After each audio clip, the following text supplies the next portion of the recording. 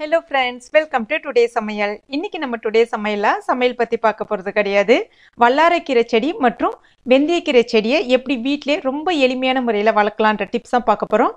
கூடவே வீட்டில் இருக்கக்கூடிய காஞ்ச மிளகாய் வச்சு எப்படி பச்சை மிளகாய் செடி வளர்க்கலாம் அப்படின்ற டிப்ஸும் பார்க்கலாம். ஃப்ரெண்ட்ஸ், நான் ஏற்கனவே நிறைய கார்டனிங் வீடியோ போட்டிருக்கேன். அதை பார்க்காத நண்பர்களாக இருந்தீங்கன்னா உடனே பாருங்கள். அப்போ தான் உங்களுக்கு இந்த வீடியோஸ் வந்து நிறைய புரியும்.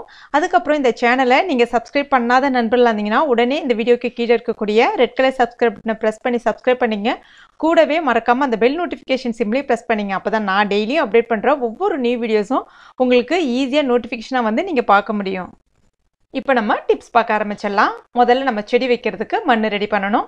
நான் இன்னைக்கு மண் பயன்படுத்த போகிறது கிடையாது. அதுக்கு பதிலாக தேங்காய் நார் தான் பயன்படுத்த போகிறேன். இந்த தேங்காய் நார் ஆங்கிலத்தில் கொக்கோ பீட் சொல்லுவாங்க. கொக்கோ பீட் பிரிக்ஸ்னே சொல்லிட்டு உங்களுக்கு நர்சரி கடையில் கிடைக்கும். ஒரு சிங்கிள் சைஸில் தான் இருக்கும். அது வந்து பார்த்தீங்கன்னா 1 கிலோ தான், 40 ரூபா அந்த மாதிரி வரும். இதுவே வந்து ஒரு பெரிய ஸ்கொயர் பாக்ஸ் மாதிரி இருக்கும், 5 கிலோ. அது கிட்டத்தட்ட உங்களுக்கு 180 ரூபா அந்த மாதிரி தான் வரும் 5 கிலோ. ஸோ 5 கிலோ வாங்கினீங்கன்னா உங்களுக்கு வந்து அது கெயின். ஏன் மண்ணுக்கு பதிலாக தேங்காய் நார் பயன்படுத்துகிறோன்னு பார்த்தீங்கன்னா, தேங்காய் நார் பயன்படுத்துறதுனால நிறைய பலன்கள் இருக்குது. என்னன்னு பார்த்தீங்கன்னா, வெயிட்லெஸ், கொஞ்சம் கூட வெயிட்டே இருக்காது. ஸோ மாடியில் பால்கனியில் தாராளமாக நீங்கள் இந்த செடியை வந்து வைக்கலாம். அதுக்கப்புறம் நல்ல வந்து உதிரியாக இருக்கும். அதனால செடி வந்து ஈஸியாக வேறு இறங்கி நல்லா வந்து துளிர் விட்டு வரும், நிறைய மொட்டுகள் வைக்கும், நிறைய காய்கள் காய்க்கும். அதுக்கப்புறம் தண்ணீர் வந்து குறைச்சே ஊற்றலாம். பார்த்தீங்கன்னா உங்களுக்கு 2 நாளைக்கு இல்லை 3 நாளைக்கு ஒரு ட்ரிப் கூட நீங்கள் தண்ணி ஊற்றலாம். அந்த தண்ணீர் அப்சர்வேஷன் வந்து அந்த செடிக்கு இருந்துகிட்டே இருக்கனால செடியும் நல்லா குளுகுளுன்னு நல்லா வளரும். அப்போ மண்ணை விட தேங்காய் நாரில் ஊட்டச்சத்து அதிகமாக இருக்கான்னா கண்டிப்பாக கிடையாது. மண்ணில் தான் ஊட்டச்சத்து இருக்குது. ஆனால் அந்த மண்ணோட ஊட்டச்சத்தை நம்ம வந்து வேற ஒரு பொருள் இது கூட சேர்க்கறதுனால நம்ம அதை வந்து காம்பன்சேஷன் பண்ண முடியும். இப்போ இந்த தேங்காய் நாரை எப்படி பயன்படுத்தணும்னு பார்க்கலாம். இந்த தேங்காய் நாரில் நான் கொஞ்சமாக, அதாவது அந்த தேங்காய் நார் ஊறுற அளவுக்கு நம்ம தண்ணி ஊற்றிக்கலாம். கிட்டத்தட்ட பார்த்தீங்கன்னா நான் இன்றைக்கி ஒரு 150 கிராம் போல் தேங்காய் நார் எடுத்திருக்கேன். இதில் ஒரு 1/2 லிட்டர் இல்லைன்னா 3/4 லிட்டர் போல் நம்ம தண்ணி சேர்த்துக்கலாம். தண்ணி சேர்த்துட்டு இதை நம்ம ஊற விட்டுடலாம். ஒரு 30 நிமிஷத்தில் வந்து நல்லா ஊறி வந்துடும். இப்போ இந்த மாதிரி உதிர்த்து விட்டு வச்சுக்கோங்க. நல்லா ஊறி வந்துருச்சு பாருங்க. இது கூட நம்ம மண்புழு உரம் சேர்த்துக்கலாம். மண்புழு உரம் வந்து உங்களுக்கு நர்சரியில் கிடைக்கும், ரொம்ப சிம்பிளாகவே கிடைக்கும். இல்லைன்னா நிறைய இப்போ திடக்கழிவு மேலாண்மை இடத்துல வந்து நிறைய கிடைக்குது. ஸோ நீங்கள் அதை கூட வாங்கி பயன்படுத்திக்கங்க. இப்போ இது எந்த அளவுகளில் கலக்கணும் அப்படின்னு பார்த்தீங்கன்னா, ஈக்குவல் குவான்டிட்டியில். இப்போ நீங்கள் கப்பால் இப்போ ஊறின பிறகு அந்த கப்பால் தேங்காய் நார் அளந்தீங்க அப்படின்னா அதே கப்பால் ஈக்குவல் குவான்டிட்டியில் மண்புழு உரம் கலந்துங்க. அதாவது 50% வந்து உங்களுக்கு தேங்காய் நார்னா 50% வந்து மண்புழு உரம் கலந்துங்க. ரெண்டுத்தையும் நல்லா மிக்ஸ் பண்ணிட்டீங்கன்னா இந்த அளவுக்கு உங்களுக்கு உதிரியாக இருக்கும். இப்போ நம்முடைய மண் வந்து ரெடி ஆகிடுச்சு. இது நீங்கள் ரெடி பண்ணி கூட வச்சுட்டு கொஞ்சம் நேரம் வெயிலில் காய வச்சுட்டு நீங்கள் ஒரு கவரில் கூட கட்டி வச்சுக்கலாம். எப்போல்லாம் நீங்கள் செடி வைக்கணும்னு விருப்பப்படுறீங்களோ தேவைக்கேற்ப எடுத்து கொஞ்சம் கொஞ்சம் பயன்படுத்திக்கலாம். இப்போ மண் ரெடி ஆயிடுச்சு. நம்ம செடி வைக்க ஆரம்பிச்சிடலாம். முதல்ல நான் வெந்தயக்கீரை செடி தான் வைக்க போகிறேன். வெந்தயக்கீரை செடி பார்த்தீங்கன்னா உங்களுக்கு அதிகமாக வேறு இறங்காது. அதனால சின்ன சின்ன தொட்டிகள் இருந்ததுன்னா நீங்கள் வச்சுக்கலாம். எனக்கு தெரிஞ்ச வரைக்கும் தொட்டியெல்லாம் வந்து வேஸ்ட் பண்ணாமல் இந்த மாதிரி நம்ம வீட்டில் பழைய மண் பாத்திரம் எதாக இருந்தால் பயன்படுத்திக்கலாம். இல்லைனா வந்து பார்த்தீங்கன்னா நம்ம பருப்பு அந்த மாதிரிலாம் வாங்குறோம் இல்லையா, அந்த பருப்பு கவர் இருந்தால் கூட பயன்படுத்திங்க. நான் மேக்ஸிமம் பருப்பு கவரில் தான் பயன்படுத்துவேன். இல்லைனா அகலமான சின்ன சின்ன பாட்டை ஏதாவது வச்சுருக்கீங்க அப்படின்னா அதை கூட நீங்கள் பயன்படுத்திக்கலாம். மேக்ஸிமம் பிளாஸ்டிக்காக இருந்தாலும் சரி, இந்த மாதிரி சின்ன சின்ன பொருள் இருந்தாலும் அதை வந்து பயன்படுத்திங்க. அடியில் இந்த மாதிரி வந்து சின்னதாக ஹோல் போட்டுங்க. நான் இந்த மாதிரி சுத்தியை பயன்படுத்தி இது மாதிரி ஒரு ஆணியை வச்சு தான் சின்னதாக ஹோல் போட்டிருக்கேன். பார்த்து உடையாமல் போட்டுக்குங்க. இப்போ இதில் நம்ம ரெடி பண்ணி வச்சுருக்க மண் கலவையை சேர்த்துடலாம். சேர்த்தாச்சு. அதுக்கு அடுத்ததாக நம்ம வச்சுருக்க வெந்தயத்தையும் இதோட சேர்த்துடலாம். வெந்தயம் வந்து நான் இதுக்காக விதை வெந்தயம் அப்படின்லாம் நான் வாங்கலை. வீட்டில் நம்ம எளிமையான முறையில் சமையலுக்கு பயன்படுத்தக்கூடிய வெந்தயத்தை தான் இதில் நான் தூவி விடுறேன். ஜஸ்ட் மேலே நல்லா தூவிக்குங்க. ஒரு இந்த இதுக்கு பார்த்தீங்கன்னா ஒரு 4-5 கையளவுக்கு, சின்ன சின்னதாக கையளவுக்கு தூவிட்டு ஒரு தடவை நல்லா கலந்து விடுங்க. மறுபடியும் மேலே ஒரு 3 கைப்பிடி போல் மண் வந்து மேலே தூவி விட்டுருங்க. ரொம்ப மண் அதிகமாக போட்டுறக்கூடாது. ஏன்னா வந்து அந்த விதை வந்து உள்ளுக்கு இறங்க ஆரம்பிச்சிடும். அந்த மாதிரி உள்ளுக்கு இறங்க ஆரம்பிக்கும் போது உங்களுக்கு அதாவது விதை வந்து வெடிச்சு வராது. அதனால மைல்டாக, அதாவது விதை மேலே இருக்கணும், ரொம்பவும் மேலே இருக்கக்கூடாது. மேலே ஜஸ்ட் ஒரு 1/2 இன்ச் அளவுக்கு மண் மேலே இருக்கிற மாதிரி பார்த்துக்குங்க.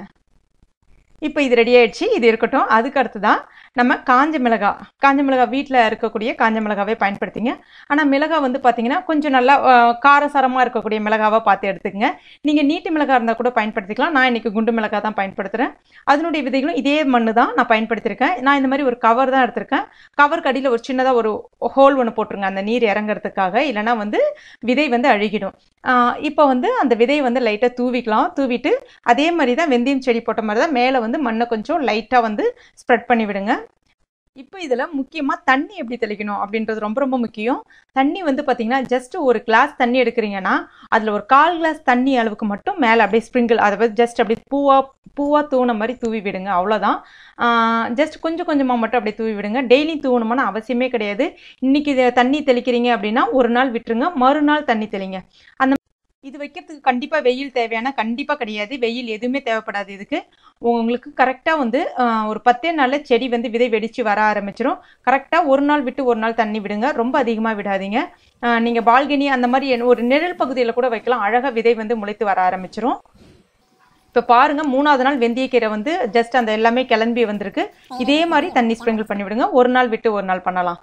இப்போ பாருங்கள் எந்த அளவுக்கு வந்திருக்கு பாருங்கள். இது வந்து 7வது நாள், இப்போ இது 10வது நாள். எந்த அளவுக்கு பாருங்கள், சூப்பராக நல்லா தளன்னு அழகாக வந்திருக்கு பாருங்கள். சரி, இந்த வெந்தயக்கீரை வச்சு என்ன பண்ணலாம்னா, வெந்தயக்கீரையில் அதிகமான மருத்துவ குணங்கள் இருக்குங்க. பொதுவாக சக்கரை நோய் இருக்கிறவங்க வீட்டில் இந்த வெந்தயக்கீரை செடியை அடிக்கடி வைங்க. அதாவது ஒரு பாட்டில் இப்போ நீங்கள் இந்த வாரம் நான் வைக்கிறீங்கன்னா ஒரு 4 நாள் கழிச்சு இன்னொரு தொட்டியில் அந்த மாதிரி போட்டுருங்க. இப்போ இது வளர்ந்து வரும்போது நீங்கள் சாப்பிட்டவும் அதுக்கு அடுத்தது அது வளர்ந்து வரும், அதுக்கடுத்து மறுபடியும் இதில் நீங்கள் மறுபடியும் தூவி விடலாம். ஸோ இந்த மாதிரி நீங்கள் மாற்றி பண்ணும்போது ஈஸியாக நமக்கு வெந்தயக்கீரை நம்ம வீட்டிலே ரொம்ப ஈஸியாக பறிச்சிக்கலாம். பருப்போடு சேர்த்து கடைஞ்சிங்கன்னா ரொம்ப அருமையாக இருக்கும். அதுக்கப்புறம் பார்த்தீங்கன்னா இதை நம்ம அதாவது வேரோடு பிடுங்கிட்டு வேரை நல்லா அலசிட்டு வீட்டு நிழல்லே ஒரு 2 நாள் 3 நாள் நல்லா காய வச்சுட்டு அதுக்கப்புறம் நம்ம ஒரு ஏர்டைட் கண்டெய்னரில் ஸ்டோர் பண்ணி ஃப்ரிட்ஜில் வச்சுக்கலாம். இது வந்து பார்த்தீங்கன்னா உங்களுக்கு அந்த நல்ல மசாலா ஐட்டம் செய்கிறோம் இல்லையா, அதுக்கு ஃபைனல் டச்சுக்காக சேர்க்கலாம். அதாவது கஸ்தூரி மேத்தின்னு நீங்கள் கடையில் வாங்கிவிங்க பாருங்கள், அதுதான் இது, வேறு ஒன்றுமே கிடையாது. தேங்காய் எண்ணெயில் இந்த கீரையை போட்டுட்டு மிதமான தீயில வச்சு காய்ச்சிட்டு அதை நாங்கள் நம்ம தலைக்கு வந்து அப்ளை பண்ணிவிட்டு குளிச்சுட்டு வரும்போது பார்த்தீங்கன்னா அந்த பொடுகு தொல்லையும் போய்டும், ஹேரும் ரொம்ப ஷைனிங்காக இருக்கும். இது நிறைய பயன்கள் இருக்குது இதில் பார்த்தீங்கன்னா. அதுக்கு அடுத்ததான் இது வந்து வல்லாரைக்கீரையோட பயன்கள் சொல்லவே வேண்டாம். குறிப்பாக குழந்தைங்கள் இருக்கிற வீட்டில் வல்லாரைக்கீரை அவசியம் இருக்கணும். ஒவ்வொரு குழந்தைங்க இருக்கிற வீட்லையும், அது படிக்கிற குழந்தை படிக்காத குழந்தை அப்படிலாம் கிடையாது.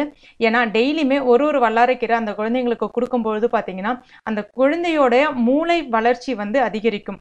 குறிப்பாக பார்த்தீங்கன்னா டென்ஷன் குறையும், அந்த படிக்கிற டென்ஷன் குறைஞ்சி படிக்கிற ஞாபக சக்தி வந்து அந்த குழந்தைங்களுக்கு வந்து அதிகரிக்கும். அதனால் டெய்லி இந்த மாதிரி செடி நம்ம வீட்டில் இருக்கும்போது பார்த்தீங்கன்னா ஒரு இலையை வந்து அந்த குழந்தைங்க டெய்லியுமே காலையில் வெறும் வயிற்றுல ஜஸ்ட் ப்ரஷ் பண்ணிட்டு போய் ஒரு இலையை எடுத்து வாயில மென்று சாப்பிட வேண்டியதுதான். இந்த மாதிரி டெய்லியுமே அந்த குழந்தைங்க சாப்பிடும்போது பார்த்தீங்கன்னா அந்த குழந்தையோடைய மூளை வளர்ச்சி திறன் வந்து ரொம்பவே அதிகரிக்கும். இது சயின்டிஃபிக்காக ப்ரூவ் பண்ணிக்க ஒரு விஷயம் தான் இது. வல்லாரைக்கீரை செடியும் நான் இதே மெத்தடில் தான் வந்து வச்சுருந்தேன்.